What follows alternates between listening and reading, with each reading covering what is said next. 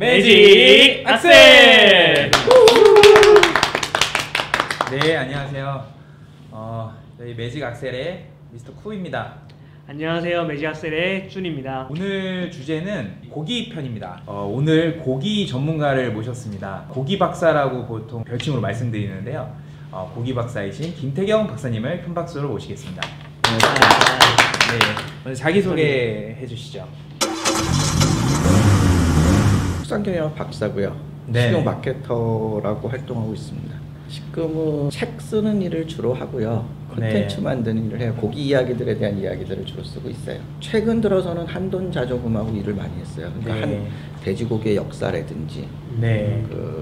이제 선진 돼지고기 문화가 우리나라에 어떻게 접목이 될까, 삼겹살만 구워 먹는 우리 문화가 네. 어떻게 바뀔까, 이런 네. 것들에 대한 연구들을 진행하고 있습니다. 삼겹살이 저희 대한민국 사람들이 제일 사랑하는 고기인데 삼겹살의 역사에 대해서 조금 빠르게 한번 좀 이렇게 살펴봐 주시면 좋을 것 같아요. 네, 이거 몇 분에 할까요? 3분 안에, 5분 안에, 5분 안에. 간단해요. 네. 삼겹살은 저는 옛날에 우리 재래돼지는 삼겹살이 없었다고 주장을 해요. 그러니까 한 30kg 재래돼지는 다 컸을 때는 아마 두부처럼 완전히 네. 미박이었고, 그러니까 미박이 아니고 거의 허했고 지방만 네. 있었고, 그 당시에는 지금처럼 삼겹살 스펙이 없었어요. 그냥 갈비, 통갈비로 띄어서 삼겹살을 다 먹었고, 실제 일제강점기 일본이 우리를 지배를 하고 난 다음에 1920년대에 본격적으로 버크셔랑 재래돼지랑 교잡을 시킵니다. 네. 그래서 그때 뭐 30kg짜리 돼지니까 사실 우리는 그 당시에 일제강점기까지도 돼지를 먹으려고 키우는 게 아니고 채비동물, 비료를 만들기 위해서 농촌에서 키우는 거예요. 비료. 그러다 보니까 네. 고기는 그냥 새끼 낳고 어미가 되면 그냥 잡아먹는 거지 고기를 먹기 위해서 돼지를 키우지는 않았어요. 그런데 일본에서 이제 버크셔를 가져다가 교잡을 시켜서 처음에는 일본 아이들은 요크셔를 가지고 교잡을 시키기를 원했어요. 그러니까 네. 근데 요크셔는 하얀 돼지야. 근데 우리 그 당시에 조선 농민은 하얀 돼지를 한 번도 거의 본 적이 없어요. 그리고 100kg짜리 돼지를 본 적이 없는 거야. 80kg가 넘어가는. 그러니까 괴물 같잖아. 네. 친하지 못하니까 그걸 키우지를 못하는 거예요. 그래서 새끼를 좀 덜 낳지만 네. 그 버크셔를 갖다 키워서 그게 1930년쯤 되니까 조선의 전체 돼지의 40% 정도가 돼요. 그때 이제 삼겹살, 세겹살이라는 단어가 나오기 시작하고 맛있었다라고 얘기하는데 처음으로 어떤 조리서에다가 세겹살이라는 단어를 썼는데 그 후에도 우리는 사실 부위별로 얘기를 한 게 없어요. 그렇게 오다가 아마도 이제 그냥 그렇게 해서 다 삶아 먹는 고기 중에서 삼겹살이 맛있었다 그러지만 뭐 쭉 내려오다가 이제 한 70년대쯤 와서 우리는 수출을 했어요. 부분적으로 박스미트를 만들어서 네. 일본에. 네. 근데 이제 우리나라는 그때 박정희 정권 시대인데 그 수출이 중요한 게 아니고 국내 물가 안정이 되게 중요했어요. 그러다 보니까 명절 때 고기값이 올라. 그러면 수출하던 걸 중단시키고 그 수출용 그 냉동육들이죠. 박스미트니까 네. 그거를 국내에 반출을 시켜요. 네. 물가 안정용으로. 근데 사람들이 그걸 가져다가 이제 장사를 하려고 그러니까 생각해 보세요. 삼겹살은 얇으니까 썰면 모양이 그대로 나와 상품화가 되잖아요. 네. 옛날 그 당시에 이제 로스구이가 유행이었으니까 로스구이가 등심을 한우 등심을 썰어서 얇게 써서 먹는 거거든요. 네. 그러니까 그 육절개에다가 삼겹살을 쓰니까 모양이 나와. 근데 앞다리 뒷다리는 썰어도 모양이 안 나오는 거야. 그래서 삼겹살이 팔리기 시작한 거예요.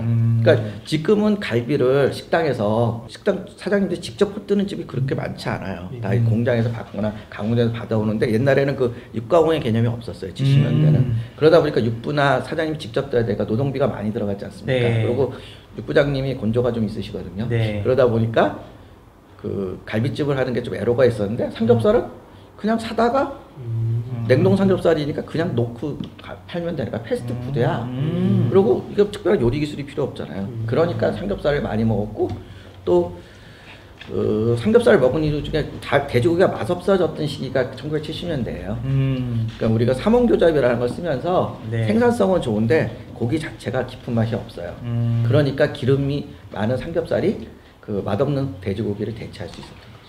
그런 의미에서 그러니까 여러 가지 이유가 있었던 것 같아요. 삼겹살이 발달한 이유. 저는 첫째 그 식당에서 발달했던 이유는 그 상품화가 쉬웠다. 그 당시에 산업화가 되고 고도성장이 좀 빨리빨리 하자는 그 사회적 분위기였는데 삼겹살은 그래 우리 시대의 한국화된 패스트푸드였다 정도로 정리를 합니다. 물론 수많은 이유가 있어요. 그걸 다 이야기하면 진짜 밤은 새야 되지만 삼겹살이 우리가 인기 있었던 거는 산업화의 에너지라고 네. 보시면 될 것 같아요. 삼겹살이 사실은 계속 스테디셀러잖아요.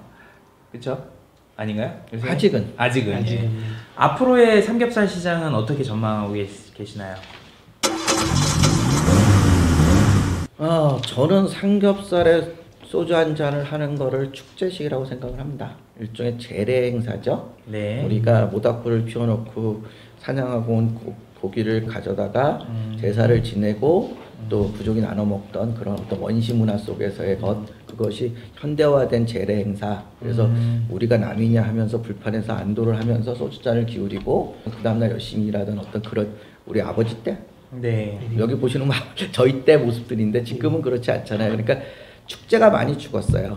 그러다 보니까 삼겹살집들이 다 어려워요. 고기 구이집들이.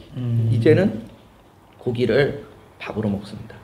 그러니까 소위 HMR이라는 거, 그리고 여러분들이 뭐 배달해서 삼겹살을 먹는 거는 꼭 그걸 소주랑 먹으려고 삼겹살을 집에다 배달시키지 않잖아요. 네네. 그리고 돼지고기를 먹는 것 중에 편의점 도시락, 그 다음에 이제 군내 급식 같은 것들을 먹을 때는 삼겹살이 나오는 경우가 드물죠. 앞다리나 뭐 뒷다리나 뭐 미국산 목전지가 이런 것들이 나오지. 그러니까 우리가 고기를 밥하고 같이 먹는 쪽으로 문화가 좀 바뀌어요. 그래서 축제식에서 일상식으로 바뀌기 때문에 삼겹살은 뭐 데이터를 뽑아보니까 지금까지 팍팍 줄어들고 있습니다라는 통계는 안 나와요. 정체돼 있다는 통계는 제가 보여드릴 수 있는데 네. 그렇지만 앞으로 지속할까? 그리고 이 코로나 때문에 올해부터 삼겹살이 어떻게 보면 많이 줄지 않았을까?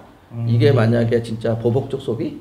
그래갖고 뭐 여름이 되면 지금 소비 못했던 거를 우리가 보상 심리로 열심히 다시 먹지 않는다면 올해는 삼겹살 소비가 예년보다 많이 줄고 이런 추세는 사실은 지속해서 이어지는 새로운 트렌드가 될 수도 있다고. 조심스럽긴 한데요. 여러 삼겹살 관련된 고기 브랜드들이 많이 있잖아요. 네.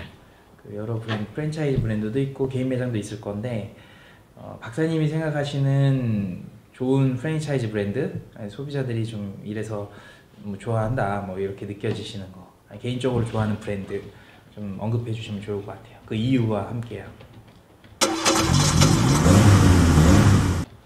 저는 뭐 이렇게 얘기하면 팔이 안으로 굽는다고 숙성도를 제일 좋아하고요. 사실 그 어떤 그 테크니컬 기술적으로 드라이 에이징 교차 숙성을 해서 가장 완벽한 기술을 구현하고 있는 건 지금 대한민국의 숙성도라고 생각을 하고요.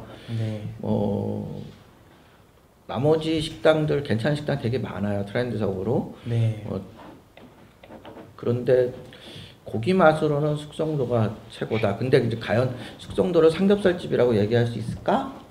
뭐 요즘 뜨고 있는 신도세계가 삼겹살집이야? 뭐 이렇게 얘기한다면 저는 사실 그 회사들 매출을 까보면 우리가 보통 삼겹살집은 삼겹살 매출 전체 매출의 절반 이상을 차지해야 되는데 실제 그렇지 않을 거예요. 삼겹살보다 신도세계 같은 경우에 솔더렉, 저쪽에 숙성도 같은 경우에도 뼈삼겹이나 앞다리 구이 이런 것들의 매출이 훨씬 많습니다.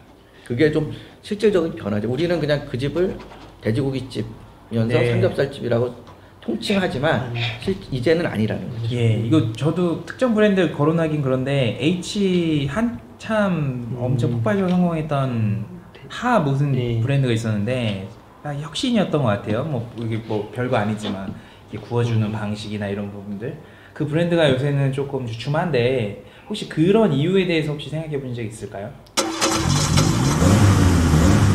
하남돼지집은 네. 뭐 H마인데 저는 사실은 대한민국의 삼겹살 유행을 10년을 더 연장을 시킨 고마운 분이라고 생각을 해요. 오늘 실명으로 나가야 되겠네요. 장보환 대표는 정말 그 어떻게 보면 대한민국 산업사에서 특히 그 고기를 연구한 돼지고기에 대해서 10년을 더 연장시킨 주신 분. 그다음에 한돈이라는 것에 대한 홍보의 초기 홍보에 가장 큰 역할을 하셨던 분이에요. 네. 근데 이게 유행을 타니까 지금 네. 돼지고기를 한 40년, 삼겹살에서 40년, 50년 먹어보니까 그 유행에서 힘, 뒷심 이런 것들이 좀 부족하고 이제 200개가 되거나 이렇게 많이 되니까 거기서 모든 가맹주들이 내 마음 같지 않을 거 아니에요.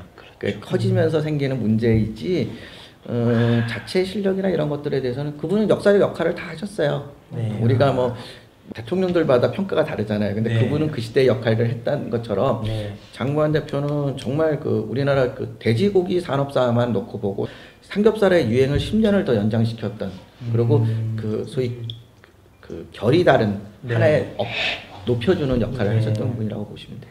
그럼 비슷한 맥락일 수 있는데 고기가 보통 보면 이제 예전부터 보면 뭐 갈매기집이 한참 유행할 때가 있었고 그리고 뭐 벌집 삼겹살 뭐 이렇게 하고 뭐 트렌드를 치다가 그리고 최근에 또 먹방으로 연예인이 나와서 막창이나 뭐 이런 부위가 한참 떴고 그리고 또 최근 프랜차이즈 잘하고 있는 무슨 껍데기집 같은 것들도 있지 않습니까? 네. 그리고 저희가 또 이제 최근에도 한 건데 또 이제 무한 리필집이 다시 이제 인기를 끌고 막 그런 것들이 트렌드는 계속 변화하면서 사랑을 받고 있는데 아까 말씀하셨듯이 트렌드가 또 어떻게 보면 쉽게 꺾이는 그런 느낌도 있거든요.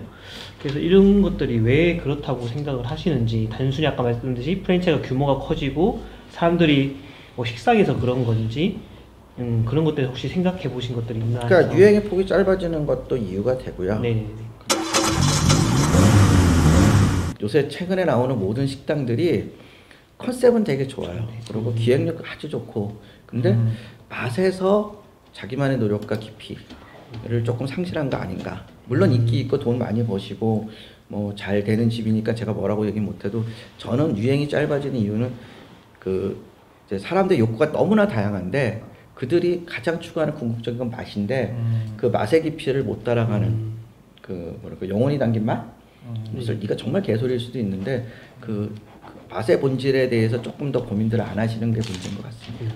예, 쭈님께서 그 트렌드 얘기하시면서 여러 부위들이 이제 이렇게 유행을 타는 얘기를 잠깐 언급해 주셨는데 그게 뭐 유통업자분들의 뭐 선도하는 유행일 수도 있고 뭐 소비자들의 뭐 어떤 뭐 모르는 저희가 알지 못하는 어떤 취향에 대한 부분이 자연스럽게 나오는 부분일 수도 있을 것 같긴 한데 혹시 올해 아마 작년하고 올해 아까 말씀드린 껍데기 뭐 했고 최근에 이제 뭐 양대창 같은 경우 엄청 지금 매장이 늘고 있는데 혹시 올해나 내년 정도에 전망하는 어떤 부위 관심 가져보고 가지면 좋겠다 생각하는 부위가 있을까요?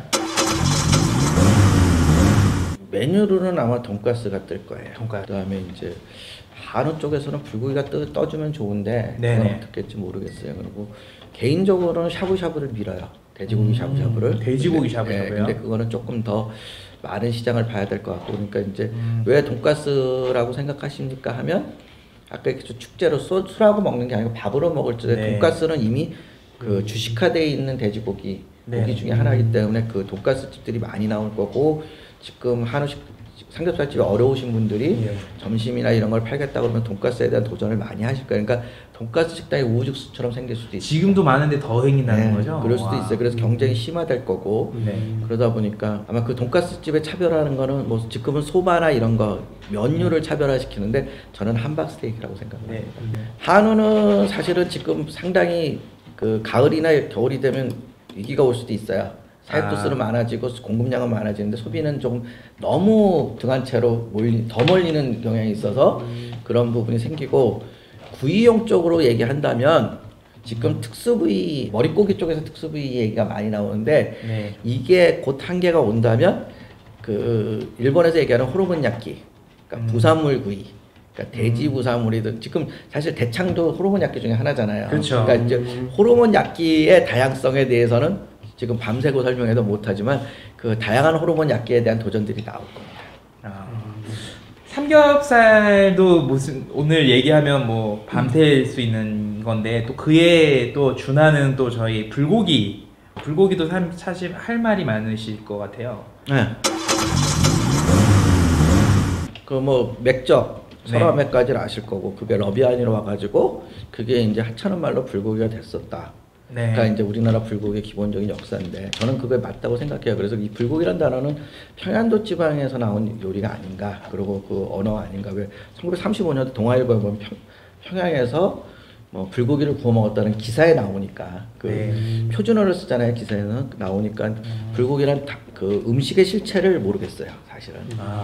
그러니까 지금 사실 불고기란 단어가 뭐 야끼니쿠에 뭐 어떤 맛이냐 이런 어원을 따왔냐 이게 중요한 게 아니고 1935년도에 불고기와 지금 2020년의 불고기 같은 모습일까에 대한 고민을 해야 되는 건데 저는 이런 생각을 해요. 야끼니쿠는 그 1868년에 일본이 메이지 유신이 되고 난 다음에 1871년에 고기를 먹자고 천황이 선포를 내요.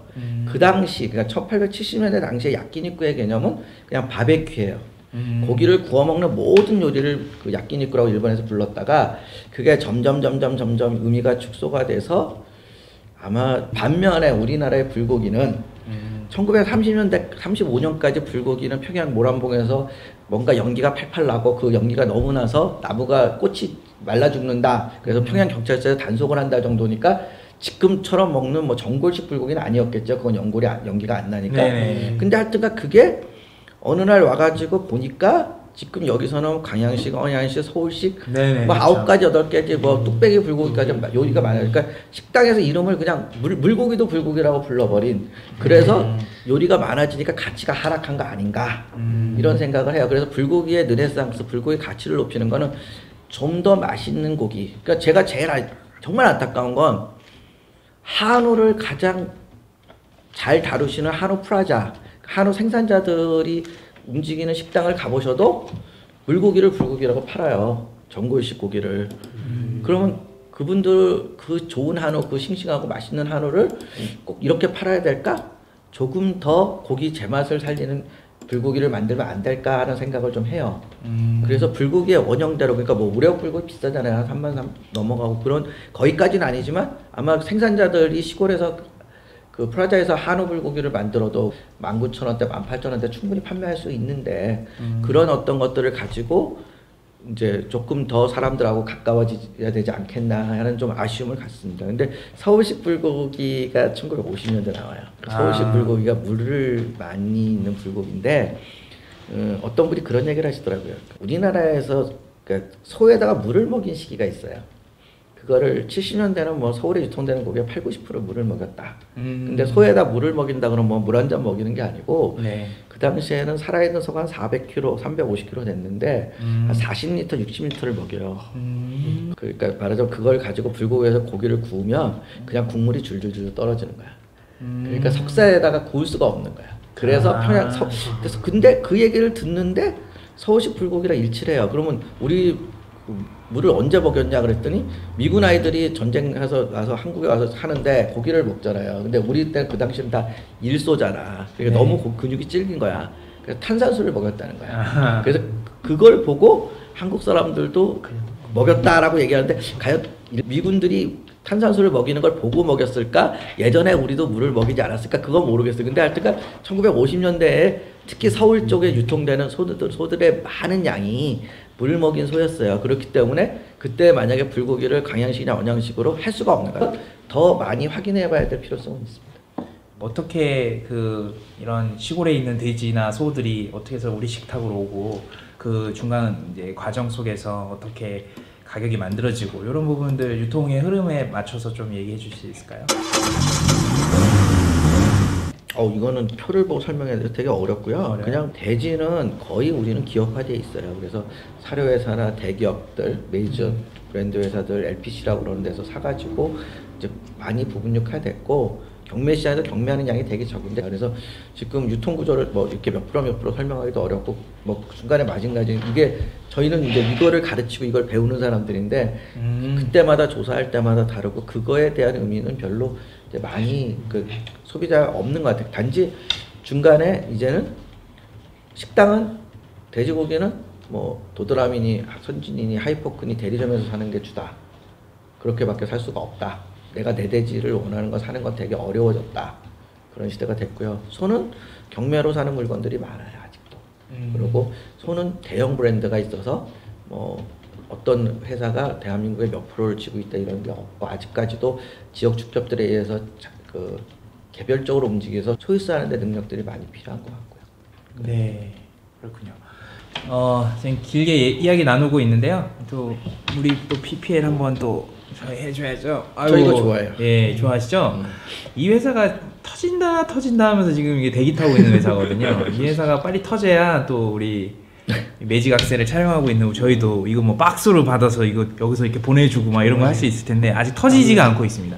제주도에서 아주 진유한 초콜릿, 카카오를 가지고 이렇게 설명하니까 안 팔리죠. 예, 설명해 주세요. 예, 직접 연사가 나눠집니다. 저는 이 카카오 패밀리 팬이고 카라멜 되게 좋아하거든요. 근데 이게 유통기한이 되게 짧아요. 그래서 유통을 시키기가 되게 어렵습니다. 그러니까 여기 뭐 특별하게 방부제나 이런 걸 쓰지 않고 되게 고급스러운 맛이에요. 이거 선물하면 정말 이런 카라멜이 있어? 라고 얘기를 해요. 근데 이게 이분들이 제주도에 가서 상주를 했는데 이게 좀 아쉬워요, 사실은. 서울에서 해야 되는. 아니, 제주도가 기존에 초콜릿이 있어요.